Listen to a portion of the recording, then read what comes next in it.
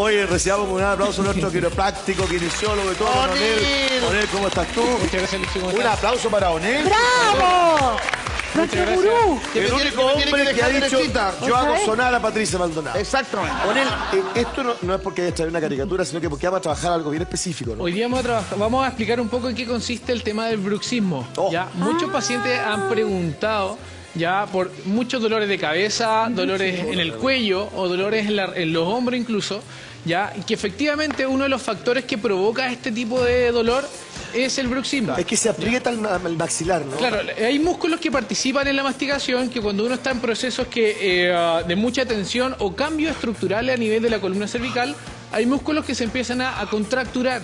Dentro de ello está el músculo temporal, Este de acá, el de músculo la que sien. está acá al lado. Claro, Ay, que ahora sí. lo vamos a ir probando en cada uno. También está el músculo macétero, que es el A mí músculo que este está es el que acá. me duele. Ya que está justamente al lado de la mandíbula. Entonces hoy día vamos a dar algunas indicaciones de cómo uno podría básicamente trabajar solo en la casa, ya masajeando la musculatura. Te voy a hacer una pregunta para dejarlo enganchado para que nos vayamos a comerciales. La pregunta dice así. Tiene que ser buena la pregunta. ¿Es verdad que para el bruxismo la única solución que existe es el plano de relajación? No me contestes todavía. Ok, Qué buena Vamos a darle la vuelta. ¿Sabe qué?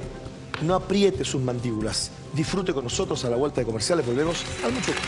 Claro que sí, mi Luchito, nos separamos un instante y tenemos ahí esos datos con ejercicios para aliviar dolores del bruxismo. Pero nos llamó la atención algo que salió en la prensa, porque hay un estudio que confirma las relaciones entre hombres feos y mujeres atractivas, que dice que son más felices. ¿Qué nos dirá Carol Lucero Dance? Ah, mira, claro.